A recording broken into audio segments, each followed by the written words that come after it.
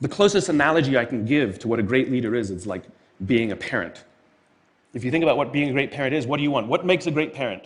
We want to give our child opportunities, education, discipline them when necessary, all so that they can grow up and achieve more than we could for ourselves.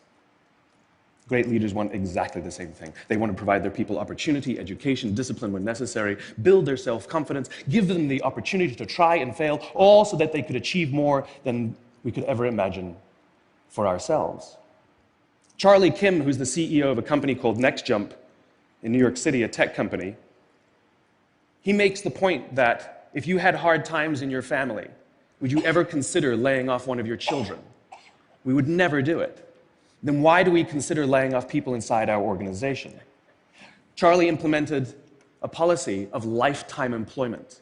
If you get a job at NextJump, you cannot get fired for performance issues. In fact, if you have issues, they will coach you and they will give you support, just like we would with one of our children who happens to come home with a C from school. It's the complete opposite. This is the reason so many people have such a visceral hatred, sort of anger at some of these banking CEOs with their disproportionate salaries and bonus structures. It's not the numbers. It's that they have violated the very definition of leadership. They have violated this deep-seated social contract. We know that they allowed their people to be sacrificed so that they could protect their own interests. Or worse, they sacrificed their people to protect their own interests. This is what so offends us, not the numbers.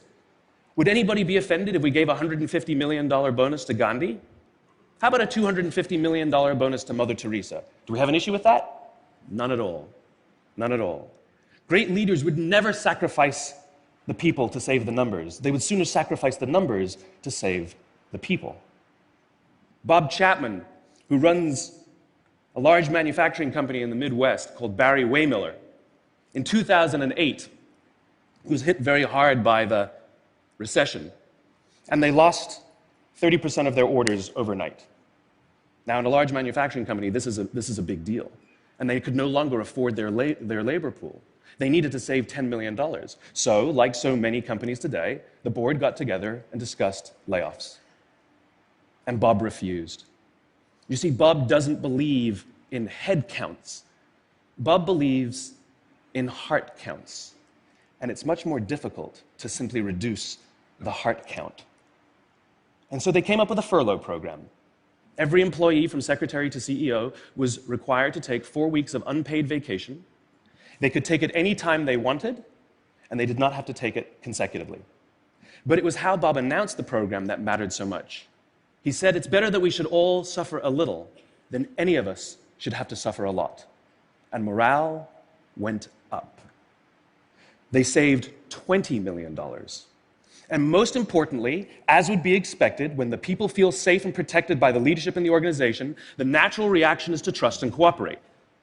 And quite spontaneously, nobody expected, people started trading with each other. Those who could afford it more would trade with those who could afford it less. People would take 5 weeks so that somebody else only had to take 3. Leadership is a choice. It is not a rank. I know many people at the senior-most levels of organizations who are absolutely not leaders. They are authorities, and we do what they say because they have authority over us, but we would not follow them. And I know many people who are at the bottoms of organizations who have no authority, and they are absolutely leaders. And this is because they have chosen to look after the person to the left of them, and they have chosen to look after the person to the right of them.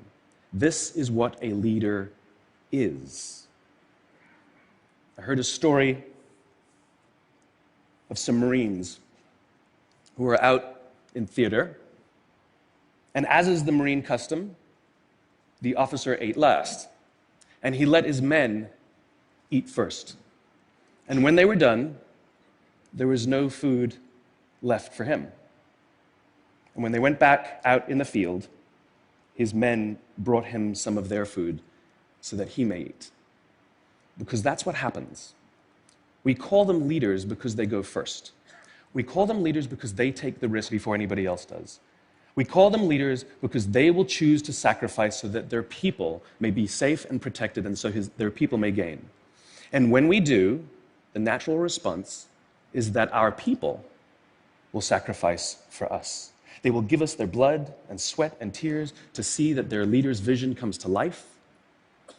And when we ask them, why would you do that? Why would you give your blood and sweat and tears for that person? They all say the same thing. Because they would have done it for me. And isn't that the organization we would all like to work in? Thank you very much. Thank you.